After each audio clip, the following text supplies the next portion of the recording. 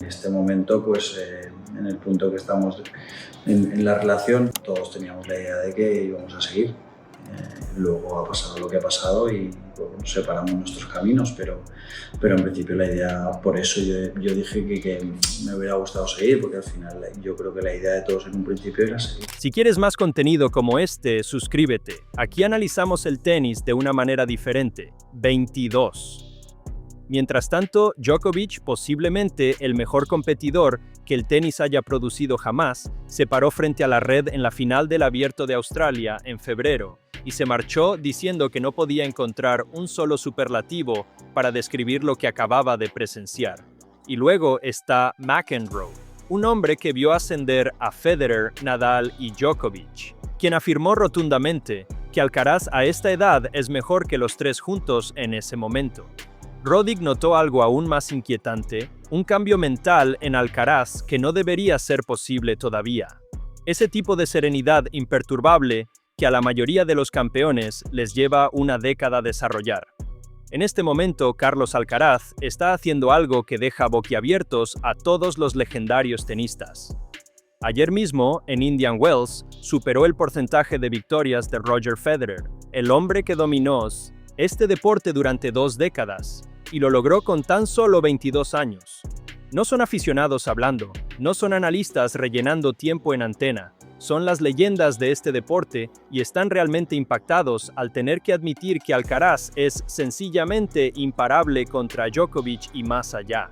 Ahora vamos a analizar por qué dijeron lo que dijeron y por qué eso lo cambia todo. Alcaraz ha disputado 361 partidos, tiene 22 años y, estadísticamente, ya es más eficiente que el hombre que ganó 20 Grand Slams y redefinió la elegancia en el tenis. Solo Djokovic, Nadal y Bjorn Borg lo superan en esa lista. Esto ya no es un halago, sino una advertencia. En Indian Wells, el 13 de marzo, Alcaraz venció a Cameron Norrie por 6-3 y 6-4 en los cuartos de final.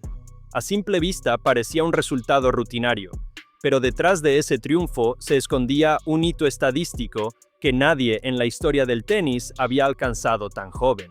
Su porcentaje de victorias ascendió al 81,99%, superando oficialmente el 81,98% de Federer. Federer finalizó su carrera con 1.251 victorias en torneos del circuito.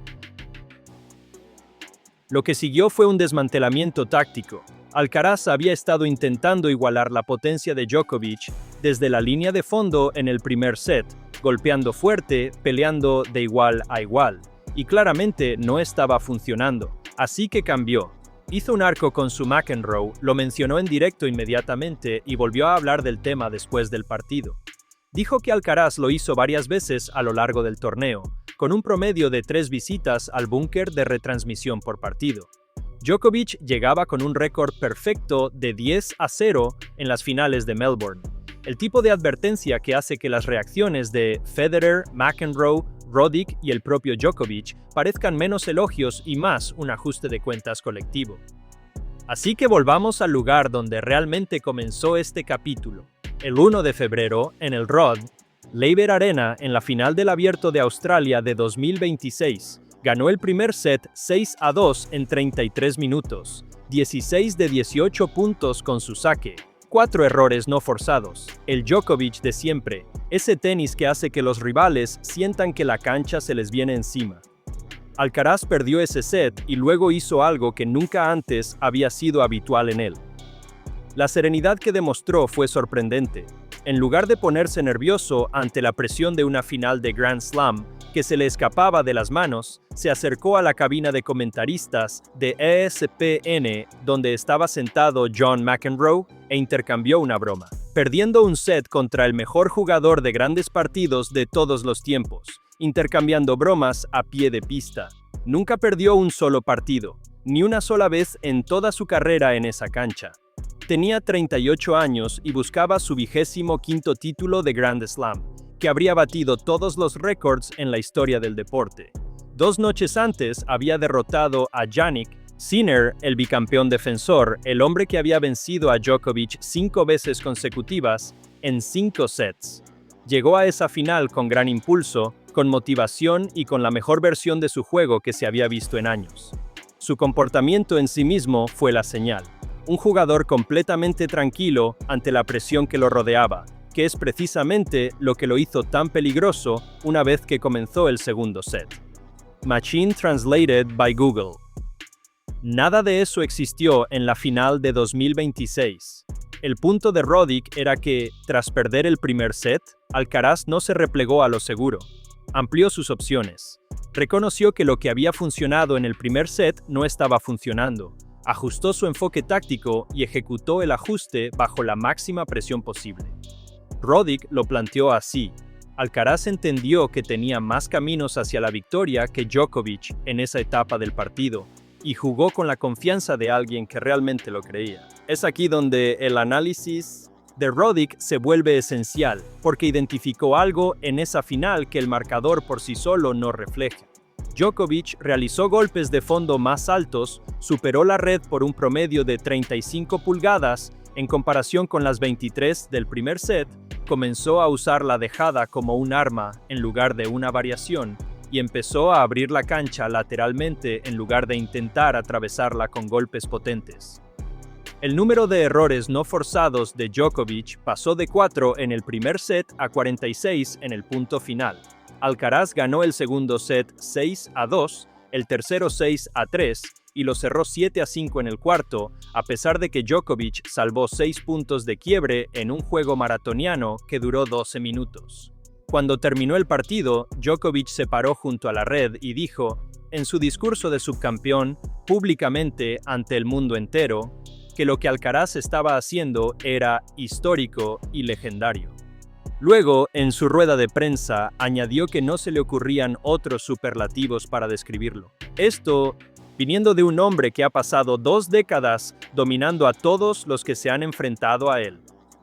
La ausencia de superlativos no era modestia. Era un hombre que realmente se había quedado sin palabras para describir algo que nunca antes había experimentado. En su podcast Served, tras el partido, Roddick señaló la evolución mental de Alcaraz como la clave del éxito. Su argumento fue contundente. Hace 2 años, en el Abierto de Australia de 2024, hubo momentos en que Djokovic empezó a recortar distancias con Alcaraz y la incomodidad era evidente. Su lenguaje corporal cambió. Su capacidad de decisión se volvió más limitada. Aquel Alcaraz seguía siendo un jugador brillante, pero Djokovic sabía cómo ejercer presión psicológica de tal manera que modificaba las intenciones de su rival. El veredicto de McEnroe se remonta a mucho tiempo atrás, y vale la pena comprender el verdadero alcance de lo que realmente dijo, porque tiende a suavizarse en los titulares. Roddick ha seguido este deporte toda su vida y sabe lo que significa la serenidad en la élite.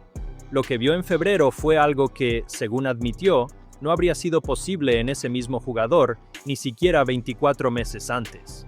Como lo expresó Roddick, el camino era más estrecho para Djokovic estratégicamente, no físicamente, no en términos de talento, sino en términos de lo que realmente estaba a su alcance contra un jugador tan adaptable. Ese tipo de lectura del juego durante el partido, esa claridad bajo presión, es lo que diferencia a los grandes campeones de los que acaban en los libros de historia.